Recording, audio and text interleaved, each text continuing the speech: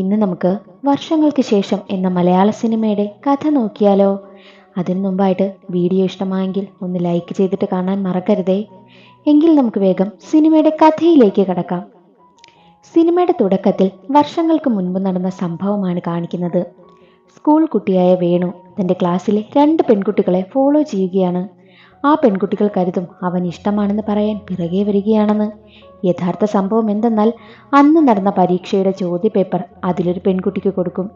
അവളൊരു ബുജ്ജിയാണ്, love letter ആണെന്ന് പക്ഷെ അവൾ കരുതും. എന്നാൽ അതല്ല. ഇതിൻ്റെ ഉത്തരം എനിക്ക് പറഞ്ഞു തരുമോ? വീട്ടിലെത്തുമ്പോൾ തൂണിൽ കെട്ടിയിട്ട് അച്ഛൻ തല്ലും. എന്നിട്ട് അച്ഛൻ ചോദ്യമെല്ലാം ചോദിക്കും. ഉത്തരം പറഞ്ഞില്ലെങ്കിൽ എനിക്ക് ഒരുപാട് തല്ല് കിട്ടുമെന്നും വേണു പറയുമ്പോഴോ ആ പെൺകുട്ടി പറയും, വരുന്ന വഴിയിൽ ചോദ്യപേപ്പർ കളഞ്ഞു പോയെന്ന് കള്ളം പറയാൻ പറയും. അതുപോലെ തന്നെ വീട്ടിലെത്തിയ വേണുവാണെങ്കിലോ പേടിച്ച് വിറച്ച് അച്ഛനടുത്തെത്തും. ചോദ്യപേപ്പർ എവിടെയെന്ന അച്ഛൻ്റെ ചോദ്യത്തിന് വടക്കൻ കേരളത്തിൽ വീശുന്ന പ്രത്യേകതരം കാറ്റുണ്ട്. അതിൽ ചോദ്യപേപ്പർ പോയെന്ന് അവൻ കള്ളം പറഞ്ഞു. എന്നാൽ അച്ഛനാണെങ്കിലോ അതുവഴി പോയ ആ 2 പെൺകുട്ടികളെ വിളിച്ചു നിർത്തിയിട്ട് ചോദ്യപേപ്പർ വാങ്ങുമ്പോൾ വേണുവിന് പണി പാളിയെന്ന കാര്യം മനസ്സിലായി. വടിയുമെടുത്ത് അവൻ അച്ഛനടുത്തെത്തി. അച്ഛൻ അവനെ തെങ്ങിൽ പിടിച്ചു കെട്ടി ഹിസ്റ്ററി ചോദ്യം ചോദിച്ചു. ചാർമിനാർ പണിത വർഷത്തിന് കഴിഞ്ഞ വർഷമെന്നും കുത്തബ് മിനാർ പണിതത് ആരെന്ന് ചോദിക്കുമ്പോൾ വല്ല ആശാരിമാരുമാകുമെന്നും പറഞ്ഞ് അച്ഛൻ്റെ കയ്യിൽ നിന്ന് കിട്ടാനുള്ള പ്രസാദമൊക്കെ അവൻ വാങ്ങി. റൂമിൽ പോയിരുന്ന് കരയുകയാണ് വേണു. വേണുവിൻ്റെ സങ്കടം കണ്ട് സഹോദരിയാണെങ്കിലോ അവനിഷ്ടമുള്ള പരിപ്പുവട വാങ്ങി നൽകും. പരിപ്പുവട കണ്ടതും വേദനയെല്ലാം മറന്നവൻ ആർത്തിയോടെ കഴിച്ചു. അപ്പോഴാണ് ആ പത്രക്കടലാസിൽ ഇഹലോഹം എന്ന നാടകത്തിൻ്റെ പരസ്യം കാണുന്നത്. അതിനുശേഷം വർഷങ്ങൾ കഴിഞ്ഞ് വേണുവിനെ കാണിക്കും. വേണു വയസ്സായിരിക്കുന്നു. ആരെയോ അന്വേഷിച്ച് പോവുകയാണ്. സാർ അന്വേഷിക്കുന്ന ആള് സാറിൻ്റെ ആരാണെന്ന ഡ്രൈവർ ചോദിക്കുമ്പോൾ അവൻ എൻ്റെ ഏറ്റവും അടുത്ത സുഹൃത്ത് മുരളി. അവനെ ഇവിടെ കണ്ടെന്ന് എൻ്റെ മറ്റൊരു സുഹൃത്ത് പറഞ്ഞു. 50 വർഷം മുമ്പ് ഇതുപോലൊരു ദിവസമാണ് ഞങ്ങൾ കണ്ടുമുട്ടിയതെന്ന് വേണു പറയും. പിന്നീടൊരു ഫ്ലാഷ് ബാക്കാണ് കാണിക്കുന്നത്. അടികൊണ്ട് കരഞ്ഞ് പരിപ്പുവടയും തിന്നുകൊണ്ടിരുന്ന വേണുവാണെങ്കിലോ ഇഹലോക നാടകത്തിൻ്റെ പരസ്യം കണ്ട് അച്ഛനില്ലാത്ത തക്കം നോക്കി അവിടേക്ക് പോയി. അവിടെ എത്തിയപ്പോഴാണ് നായകനില്ലെന്ന കാര്യം അറിഞ്ഞത്. കർട്ടൻ പൊക്കാനെത്തിയ വേണുവിനെ ശേഖറാണെങ്കിലോ സാഹിബിൻ്റെ വീട്ടിൽ പോയി മുരളി എന്നൊരു പയ്യനുണ്ട്, അവനെ കൂട്ടിക്കൊണ്ടുവരാനായി പറയും. അവിടെ വയലിനും ഹാർമോണിയവും ഒക്കെ വായിക്കുന്നത് മുരളിയാണ്. അങ്ങനെ വേണു സാഹിബിൻ്റെ വീട്ടിലെത്തി. മുരളിയെ ആദ്യമായിട്ടാണ് വേണു കാണുന്നതും. മുരളിയെയും കൂട്ടി വേണു നാടകം നടക്കുന്നിടത്തെത്തി. നാടകം ആരംഭിച്ചു. മുരളി ഹാർമോണിയവും വയലിനുമൊക്കെ വായിക്കുമ്പോൾ അത് നാടകത്തിന് മാറ്റുകൂട്ടി. ജനങ്ങൾ കൈയടിച്ചു. മുരളിയുടെ കഴിവ് കണ്ട് കണ്ണു മിഴിച്ചിരിക്കുകയാണ് വേണു. തിരിച്ച് തോണിയിൽ പോകുമ്പോഴോ വേണു പറയും, നിങ്ങൾക്ക് സിനിമയിൽ പാട്ട് ചെയ്തൂടെ, മദിരാശിക്ക് വണ്ടി കയറിക്കൂടെ എന്നൊക്കെ ചോദിക്കുമ്പോൾ നാടും നാട്ടുകാരെയും ഒക്കെ വിട്ട് എങ്ങും പോകാൻ മുരളിക്ക് താല്പര്യമില്ലെന്ന് പറയും. മുരളി, നിങ്ങൾ എവിടെ പോയാലും നിങ്ങളുടെ ചുറ്റും ആള് കാണും. MS ബാബുരാജിൻ്റെ ആരാധകനല്ലേ നിങ്ങൾ? അന്ന് ബാബുരാജ് മദിരാശിക്ക് വണ്ടി കയറിയില്ലായിരുന്നുവെങ്കിൽ നമുക്ക് ഒരു പുഷ്പം മാത്രമെന്ന പാട്ട് കേൾക്കാനാകുമോ എന്ന് ചോദിക്കുമ്പോൾ മുരളി അതിനെപ്പറ്റി ഒന്ന് ചിന്തിക്കും. 2 ആളും അന്ന് യാത്ര പറഞ്ഞ് പിരിഞ്ഞു. അത് കഴിഞ്ഞ് 2 വർഷം കഴിഞ്ഞാണ് വേണുവും മുരളിയും വീണ്ടും കാണുന്നത്. വേണു പ്രീ ഡിഗ്രിക്ക് പഠിക്കുന്ന സമയം. മുരളിയുടെ ഫ്രണ്ടാണ് കോളേജ് പ്രിൻസിപ്പാൾ. ബംഗാളി എഴുത്തുകാരൻ രവീന്ദ്രദേവിന്റെ പുതിയ നോവൽ കോളേജിൽ വന്നു. അത് വാങ്ങാൻ വന്നതാണ് മുരളി. വേണു ലൈബ്രറിയിൽ തിരക്കിയപ്പോൾ ഫസ്റ്റ് ഇയർ സ്റ്റുഡൻ്റായ ആനി ബുക്ക് കൊണ്ടുപോയ കാര്യമറിയും. മുരളിയും വേണുവും ക്ലാസ്സിലെത്തി. വേണുവിന് സാഹിത്യ സംബന്ധമായ കാര്യമുള്ളതിനാൽ അവൻ അവിടേക്ക് പോയി. ആനി ക്ലാസ്സിലായിരുന്നു. മുരളിയും ആനിയും ബുക്കിനെ പറ്റി അവൻ്റെ ഡയറിയിൽ എഴുതി സംസാരിച്ചു. ആനി രാത്രിയെ ബുക്ക് വായിച്ചു തീരുള്ളൂ എന്ന് പറയുമ്പോൾ ക്ഷമയില്ലാത്ത മുരളി ഞാൻ രാത്രി വന്ന് വാങ്ങാമെന്ന് പറയും. അതിന് ആനി സമ്മതിക്കും. ആനിയെ കണ്ടപ്പോഴേ മുരളിക്ക് അവളെ ഒരുപാട് ഇഷ്ടമായി. അന്ന് രാത്രി മുരളി ആനിയിൽ നിന്നും ബുക്ക് വാങ്ങാനായി എത്തി. അന്നു മുതൽ അവർ തമ്മിലുള്ള പ്രണയവും ആരംഭിച്ചു. പിന്നീടുള്ള ദിവസങ്ങളിൽ വേണുവിനെ കാണാനെന്ന് പറഞ്ഞ് ആനിയെ കാണാനായിട്ട് മുരളി കോളേജിലേക്ക് എത്തും. വേണുവിനത് മനസ്സിലായി. ആനിയുടെ കുടുംബമായി മുരളി വേഗം അടുത്തു. സംഗീതത്തിലും സാഹിത്യത്തിലും താല്പര്യമുള്ള കുടുംബമായിരുന്നു അത്. ആനിയുടെ അച്ഛനും അമ്മയും ആക്സിഡന്റിൽ മരിച്ചു. തളർന്നു കിടന്ന ചേച്ചിയെ നോക്കുന്നത് ചേച്ചിയുടെ ഭർത്താവാണ്. അങ്ങനെ ഇരിക്കെ ആനിയുടെ പ്രിയപ്പെട്ട എഴുത്തുകാരൻ വിക്ടർ ഹ്യൂഗോയുടെ ഒരു നോവൽ മലയാളത്തിലേക്ക് തർജ്ജിമ ചെയ്തിരുന്നു. അതും കയ്യെഴുത്തായിരുന്നു. അത് മുരളിക്ക് കിട്ടിയപ്പോൾ അവസാനത്തെ അധ്യായം എഴുതപ്പെട്ടിട്ടില്ലെന്ന് അവന് മനസ്സിലായി. ഇംഗ്ലീഷിൽ മുരളി അത് വായിച്ചിട്ടുണ്ട്. ബുക്ക് കൊടുത്ത് ആനിയെ പ്രപ്പോസ് ചെയ്യാമെന്നായിരുന്നു മുരളിയുടെ പ്ലാൻ. കാര്യമറിഞ്ഞ വേണു കഥ പറഞ്ഞു കൊടുത്താൽ താൻ എഴുതി തരാമെന്ന് പറയും. അങ്ങനെ മുരളി അത് സമ്മതിച്ചു. വേണു എഴുതി കൊടുത്തതും അത് വായിച്ച മുരളിയാണെങ്കിലോ ഇത് വായിക്കുമ്പോൾ ഒരു സിനിമ കാണും പോലെയുണ്ടെന്ന് മുരളി പറയും. നിനക്ക് മദിരാശിക്ക് വണ്ടി കയറിക്കൂടെ എന്ന് ചോദിക്കുമ്പോൾ പണ്ട് മുരളി പറഞ്ഞ അതേ ഡയലോഗാണ് വേണു തമാശയ്ക്ക് പറഞ്ഞതും. അങ്ങനെ ഇരിക്കെ മുരളി ബുക്കുമായി ആനിയെ കാണാൻ അവളുടെ വീട്ടിലെത്തി. ആനി ഉണ്ടാക്കിയ ഭക്ഷണം കഴിക്കുകയായിരുന്ന മുരളി ആനിയെ പ്രപ്പോസ് ചെയ്തു. എന്നാൽ ആനിയാണെങ്കിലോ അവനെ റിജക്റ്റ് ചെയ്യുകയാണ് ചെയ്തത്. നിന്റെ കണ്ണിൽ ഞാൻ എന്നോടുള്ള പ്രണയം കണ്ടിട്ടുണ്ട്, പിന്നെ എന്തിനാ എന്നെ റിജക്റ്റ് ചെയ്തത് എന്ന് മുരളി ചോദിക്കുമ്പോൾ ആനി ഒരു സത്യം തുറന്നു പറഞ്ഞു. ആനിയുടെ ചേച്ചിയുടെ ഭർത്താവ് അവളെ അബ്യൂസ് ചെയ്തു, അവൾ അതിന് നിന്ന് കൊടുത്തെന്നും പറയും. അത് കേട്ട് ദേഷ്യമെന്ന മുരളിയാണെങ്കിലോ നിന്റെ ചേച്ചി തളർന്നു കിടക്കുന്നത് കൊണ്ടാണോ നീ അയാൾക്ക് കിടന്നു കൊടുത്തത് എന്ന് ചോദിക്കും. അത് കേട്ട ആനി മുരളിയെ ഇറക്കി വിട്ടു. അന്നവർ രണ്ടാളും പിരിഞ്ഞു. ആ സംഭവത്തിന് ശേഷം മുരളി നാട് വിട്ടുപോയി. വേണു പിന്നെ മുരളിയെ അന്വേഷിച്ചിട്ടും കണ്ടതേയില്ല. മുരളിക്ക് മനസ്സിന് വേദനിക്കുന്ന എന്തെങ്കിലും സംഭവം ഉണ്ടായാൽ നാട് വിടാറുള്ളത് പതിവാണ്. അങ്ങനെ കാലങ്ങൾ കടന്നുപോയി. വേണു ഡിഗ്രിക്ക് പഠിക്കുന്ന സമയം കോളേജിൽ വേണുവിനൊരു കത്ത് വന്നു. മുരളിയുടെ കത്തായിരുന്നു. കൽക്കരി വണ്ടിയിൽ കയറി നമുക്ക് മദിരാശിക്ക് വിട്ടാലോ എന്നായിരുന്നു ആ കത്തിലുണ്ടായിരുന്നത്. കത്ത് വായിച്ച വേണു വേറൊന്നും നോക്കിയില്ല, മുരളിക്കൊപ്പം മദിരാശിയിലേക്ക് പോയി. ഒരു ലോഡ്ജിൽ അവർ മുറിയെടുത്ത് താമസവുമായി. സിനിമ ഷൂട്ടിംഗ് നടക്കുന്നിടത്തെല്ലാം അവർ അലഞ്ഞു നടന്നു. സംഗീത സംവിധാനത്തിൽ കയറിപ്പറ്റുവാൻ മുരളി ശ്രമിക്കുമ്പോൾ അസിസ്റ്റന്റ് ഡയറക്ടറാകാൻ വേണുവും ശ്രമിച്ചു. ശമ്പളമില്ലാതെ പല ജോലികൾ അവർ ചെയ്തു. രണ്ടാൾക്കും ചെറിയ ചെറിയ ജോലികൾ കിട്ടി. വേണു പതിയെ പതിയെ അസിസ്റ്റന്റ് ഡയറക്ടറായി. മുരളി ഒരു മ്യൂസിക് കമ്പോസ് ചെയ്യുന്നതിൽ വയലിനിസ്റ്റായും കയറി. അങ്ങനെ ഇരിക്കെ വേണു ഷൂട്ടിംഗ് ലൊക്കേഷനിൽ നിൽക്കവേ അവിടെ വന്ന പുതുമുഖ നടിക്ക് വീശാൻ വിശറി നൽകി. അവന്റെ കെയറിംഗ് ഒക്കെ ഇഷ്ടമായ സിനിമ നടി വേണുവിനെ പ്രണയിക്കുവാനായും തുടങ്ങി. അങ്ങനെ മുരളി തനിക്ക് കിട്ടിയ അവസരം എൻജോയ് ചെയ്യുകയായിരുന്നു. അവിടേക്ക് കേശവദേവ് എന്ന പുതിയൊരു പ്രൊഡ്യൂസർ കടന്നു വന്നു. ഒരിക്കലും വിജയിക്കാൻ സാധ്യതയില്ലാത്ത സിനിമയ്ക്ക് മ്യൂസിക് കമ്പോസ് ചെയ്യാൻ എത്തിയതാണ് ആ പാവം.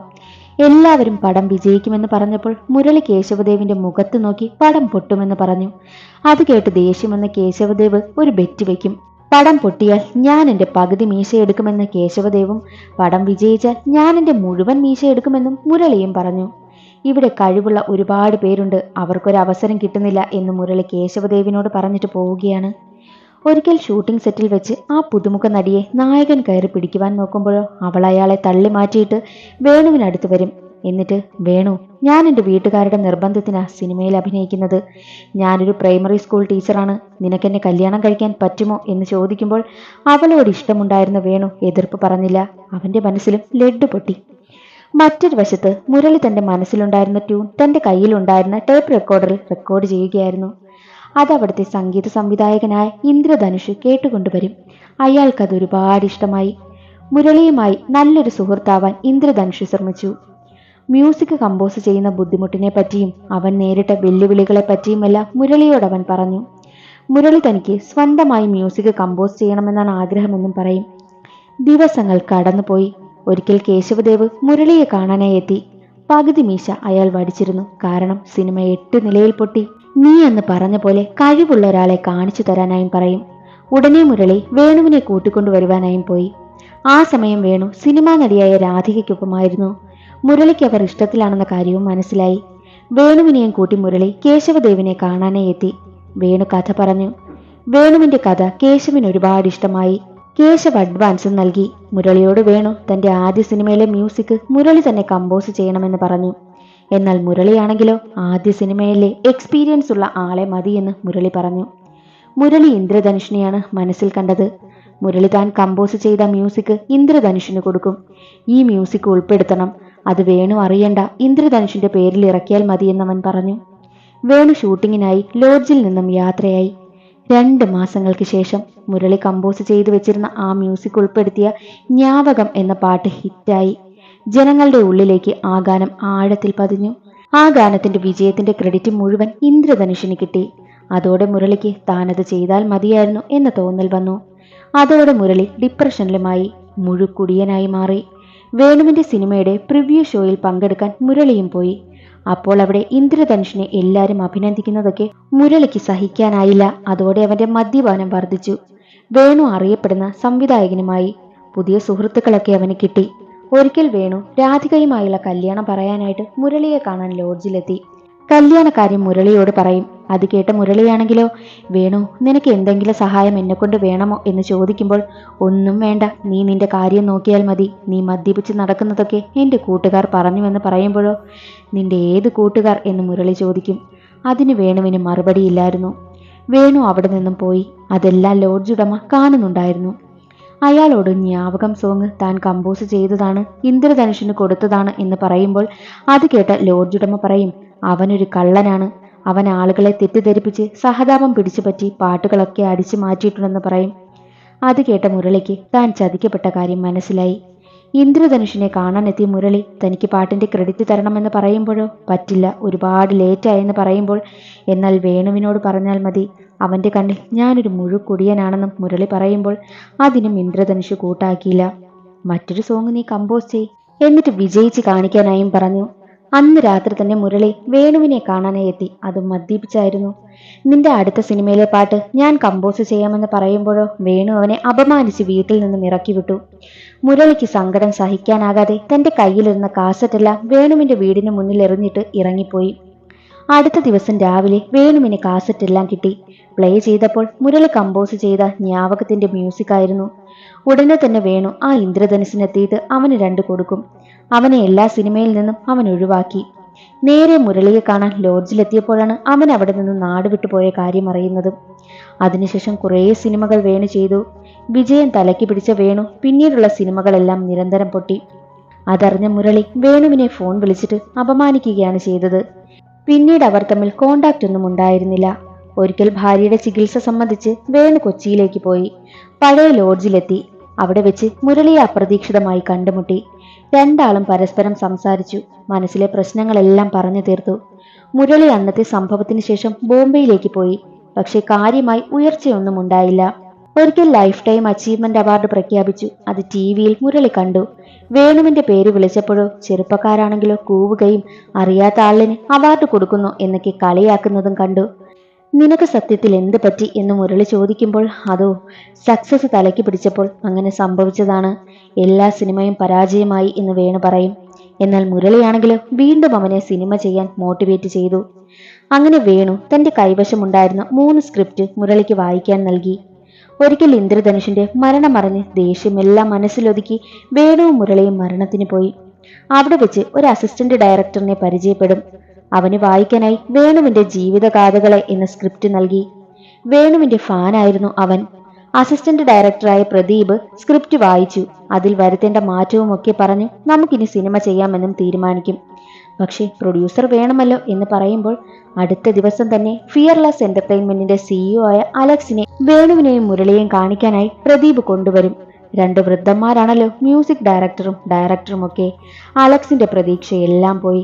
എന്നാൽ മുരളിയാണെങ്കിലോ ഒരു ഫ്ലാറ്റിൽ എല്ലാ സജ്ജീകരണവും ഒരുക്കി ഒരു പാട്ട് കമ്പോസ് ചെയ്തു കാണിക്കും. അലക്സിന് അത് ഇഷ്ടമായി. താൻ പ്രൊഡ്യൂസ് ചെയ്യാമെന്നും സമ്മതിച്ചു. അങ്ങനെ ഷൂട്ടിങ്ങിന്റെ ലൊക്കേഷനൊക്കെ കണ്ടുപിടിച്ച് അതിന്റെ പ്രവർത്തനങ്ങളൊക്കെ ആരംഭിച്ചു. പുതുമുഖങ്ങളെ വെച്ച് ചെയ്യാനാണ് പ്ലാൻ. ഒരിക്കൽ അലക്സിനെ സ്വർണ്ണക്കടത്തിൽ പോലീസ് അറസ്റ്റ് ചെയ്തു. എല്ലാ പ്രതീക്ഷയും അവർക്ക് നഷ്ടമായി. എല്ലാവരും സിനിമ അവസാനിപ്പിച്ച് യാത്ര തിരിച്ചു. എന്നാൽ മുരളി മാത്രം കുറച്ചു കഴിഞ്ഞിറങ്ങാമെന്ന് കരുതി. ഒരു സ്ഥലത്ത് നിന്ന് വയലിൻ വായിക്കുകയായിരുന്നു മുരളി. കാറിൽ പോകുന്ന ഒരാൾ അത് കണ്ട് മുരളിക്കടുത്തേക്ക് വരും. അത് മറ്റാരുമല്ല, ആനിയായിരുന്നു. ആനി കുടുംബമായി അവിടെയാണ് താമസം. അന്നത്തെ സംഭവത്തിന് ശേഷം ആനിയാണെങ്കിലോ മഠത്തിൽ നിന്നു. സിസ്റ്ററാണ് അവളെ പഠിപ്പിച്ചതും വിവാഹം കഴിപ്പിച്ചതും. ഭർത്താവും 2 പെൺമക്കളുമുണ്ട് ആനിക്കെന്ന് പറയും. മുരളിയുടെ കാര്യം തിരക്കുമ്പോഴോ മുരളി താൻ വിവാഹമൊന്നും കഴിച്ചിട്ടില്ല എന്ന് പറഞ്ഞ് അവന്റെ കാര്യമെല്ലാം തുറന്നു പറഞ്ഞു. അതൊക്കെ കഴിഞ്ഞ് കൊച്ചിയിലേക്ക് മുരളി യാത്ര തിരിക്കുവാനായി ഇറങ്ങിയ സമയമായിരുന്നു. അവന് കോൾ വരും. ആനിയുടെ ഭർത്താവാണ് വിളിച്ചത്. അയാളുടെ ഫ്രണ്ടിന് ഒരു സിനിമ ചെയ്യാൻ താല്പര്യമുണ്ട്. ആനി പറഞ്ഞപ്പോൾ ഞാനത് അവനോട് പറഞ്ഞു. ഉടനെ നിങ്ങളെ കാണാൻ അവൻ വരുമെന്ന് പറയും. മുരളിക്ക് ഒരുപാട് സന്തോഷമായി. പോയവരെയെല്ലാം മുരളി തിരിച്ചു വിളിച്ചു വരുത്തി. അവരെ കാണാനായിട്ട് പ്രൊഡ്യൂസർ എത്തുകയാണ്. അത് പണ്ടത്തെ കേശവദേവിന്റെ മകനായ ജയനായിരുന്നു. കാണാൻ കേശവദേവിനെ പോലെ തന്നെയായിരുന്നു. അച്ഛന്റെ ഹിറ്റ് സിനിമകൾക്ക് കാരണമായ വേണുവിനെ സഹായിക്കാൻ ജയൻ തീരുമാനിച്ചു. പക്ഷേ പുതുമുഖങ്ങൾ മാത്രം പോരാ, അറിയപ്പെടുന്ന ഒരാളെങ്കിലും വേണമെന്നും പറയും. ജയൻ പറഞ്ഞ ആവശ്യം പ്രദീപും അംഗീകരിച്ചു. ഒടുവിൽ തുടർച്ചയായി 8 പടങ്ങൾ പൊട്ടിയ ആരുടെയും പിന്തുണയില്ലാതെ സിനിമയിൽ വന്ന് നിതിൻ മോളി എന്നൊരു പേരിൽ അവർ വന്നെത്തുകയാണ്. വളരെ ജാടയുള്ള ഒരു പാവത്താനായിരുന്നു നിതിൻ മോളി. നിതിൻ അഭിനയിക്കാൻ തയ്യാറായി. ഷൂട്ടിംഗ് ആരംഭിച്ചു. ആദ്യം തന്നെ സീനിയറായ വേണുവിനെ ആരും റെസ്പെക്ട് ചെയ്തതേയില്ല. വളരെ ടഫായ സീൻ തന്നെ ആദ്യം ഷൂട്ട് ചെയ്ത് ഒറ്റ ടേക്കിൽ അവസാനിപ്പിച്ചു വേണു. കുറഞ്ഞ സമയം കൊണ്ട് ഒരുപാട് സീൻ ഷൂട്ട് ചെയ്ത് അവസാനിപ്പിച്ചു. അതോടെ വേണുവിന്റെ കഴിവ് എല്ലാവർക്കും മനസ്സിലായി. ഷൂട്ടിംഗ് നടന്ന് 11ാം ദിവസം ജയന് ചെറിയ സാമ്പത്തിക ബുദ്ധിമുട്ടുകൾ വന്നു. അവൻ കടക്കെണിയിലായി. ജയന് ഹാർട്ട് ഫെയിലിയറായി. അവൻ ഹോസ്പിറ്റലിലുമാണ്. സിനിമ മുടങ്ങി. ജയന്റെ വീട്ടുകാർക്ക് സിനിമ മുന്നോട്ട് കൊണ്ടുപോകാനുള്ള സാമ്പത്തിക ശേഷിയൊന്നുമില്ലായിരുന്നു. ആ വിഷമത്തിൽ എല്ലാം അവസാനിപ്പിക്കാൻ അവർ തീരുമാനിച്ചു. വീണ്ടും എന്നെ സ്വപ്നം കാണിച്ചത് എന്തിന് എന്ന് വേണു മുരളിയോട് ചോദിച്ചു. മുരളിക്കത് സഹിക്കാനായില്ല. മുരളി മൊത്തം സിനിമയ്ക്കുള്ള മ്യൂസിക്കും കമ്പോസ് ചെയ്ത് ഒരാളെ ഏൽപ്പിച്ചിട്ട് നാട് വിട്ടിരുന്നു. എന്നാൽ സങ്കടം സഹിക്കാനാകാതെ കൂട്ടുകാരനൊപ്പം ഇരുന്ന് മദ്യപിച്ച നിതിൻ മോളിയാണെങ്കിലോ നെപ്പോട്ടിസത്തെ പറ്റിയും ബോഡി ഷേമിങ്ങിനെ പറ്റിയും സിനിമാ രംഗത്തെ പ്രശ്നത്തെ പറ്റിയും ഒക്കെ ഉറക്കെ സംസാരിച്ചു. എല്ലാവരെയും കുറ്റപ്പെടുത്തിയാണ് പറഞ്ഞത്. തന്റെ മുടങ്ങിപ്പോയ സിനിമയെ പറ്റിയും അതിലെ പാട്ടും പ്ലേ ചെയ്തു. അത് കൂട്ടുകാർ ഷൂട്ട് ചെയ്ത് ഇന്റർനെറ്റിലിട്ടു. അടുത്ത ദിവസം തന്നെ നിതിൻ മോളി പറഞ്ഞ കാര്യങ്ങളെല്ലാം വൈറലായി. നിതിൻ മോളിക്ക് ജനപ്രീതി കിട്ടി. മുടങ്ങിയ സിനിമയ്ക്ക് എല്ലാ സഹായത്തിനും ആളെത്തി തുടങ്ങി. സിനിമ പൂർത്തിയായി. റിലീസും ചെയ്തു. ആ ദിവസമാണ് വേണു കാറിലിരുന്നതും. അതറിഞ്ഞ ഡ്രൈവറാണെങ്കിലോ ഞെട്ടിപ്പോവുകയാണ്. സിനിമ വൻ വിജയമാണെന്ന് വേണു അറിഞ്ഞു. അപ്പോഴായിരുന്നു മുരളിയുടെ സ്ഥലവും ലൊക്കേഷനും വേണുവിന് കിട്ടിയത്. വേണു അക്കാര്യമെല്ലാം ഡ്രൈവറിനോട് പറയുകയാണ്. അങ്ങനെ അവർ ആ ലൊക്കേഷനിലെത്തി. മുരളിയുടെ വീട്ടിലെത്തിയ വേണു ജ്ഞാപകം സോങ് മൊബൈലിൽ പ്ലേ ചെയ്തു വെച്ചു. അത് കേട്ട് മുരളി പുറത്തേക്ക് വന്നു. സിനിമ ഹിറ്റാണെന്ന് പറഞ്ഞ് അവനെ കൂട്ടിക്കൊണ്ടു പോകാനായി ഒരുങ്ങും. സാധനങ്ങളൊക്കെ കാറിൽ പറക്കി വെക്കുമ്പോൾ സിനിമയിലെ പാട്ടുകൾ എനിക്കൊന്ന് ഒറ്റയ്ക്ക് കേൾക്കണമെന്ന് പറഞ്ഞു. കാറിൽ പ്ലേ ചെയ്ത് വേണുവും ഡ്രൈവറും മാറിയിരുന്നു. 10-20 മിനിറ്റ് കഴിഞ്ഞിട്ട് വേണു കാറിൽ ചെന്ന് നോക്കിയപ്പോഴോ ചലനമറ്റ മുരളിയെയാണ് കാണുന്നത്. മുരളി മരിച്ചെന്ന് കരുതി വേണു പഴയ കാര്യങ്ങളൊക്കെ ഓർത്ത് ഒരുപാട് കരഞ്ഞു. കരച്ചിൽ കേട്ട് മുരളി ഞെട്ടി ഉണരുകയാണ്. കാരണം മുരളി ഒന്ന് ഉറങ്ങിപ്പോയതാ. അങ്ങനെ അവർ തിയേറ്ററിലേക്ക് പോകും. തിയേറ്ററിലെത്തി ഡോറിൽ ചെവി വെച്ച് നിൽക്കും. സിനിമയുടെ അവസാന സംഗീതത്തിൽ ജനങ്ങൾ കൈയടിക്കുന്നത് അവർ സന്തോഷത്തോടെ ആസ്വദിച്ചു. ഡോർ തുറന്ന് അകത്തേക്ക് കയറിയപ്പോൾ പഴയ കാലത്തിലേക്കാണ് അവർ പോയത്. ഇതുപോലൊരു സിനിമ നമുക്ക് മുൻപേ ചെയ്യാൻ തോന്നാത്തത് എന്താടാ എന്ന് മുരളി പറയുമ്പോൾ എല്ലാത്തിനും അതിൻ്റെതായ സമയമുണ്ടെന്ന് വേണു പറയും. അതോടെ സിനിമ അവസാനിക്കുകയാണ്. ഇന്നത്തെ വീഡിയോ എല്ലാവർക്കും ഇഷ്ടമായെന്ന് കരുതുന്നു. ചാനൽ ഇഷ്ടമായാൽ ഒന്ന് സബ്സ്ക്രൈബ് ചെയ്യാൻ മറക്കരുതേ. അടുത്തൊരു സിനിമയുടെ കഥയുമായി കാണാം. അതുവരെ എല്ലാവർക്കും ബൈ.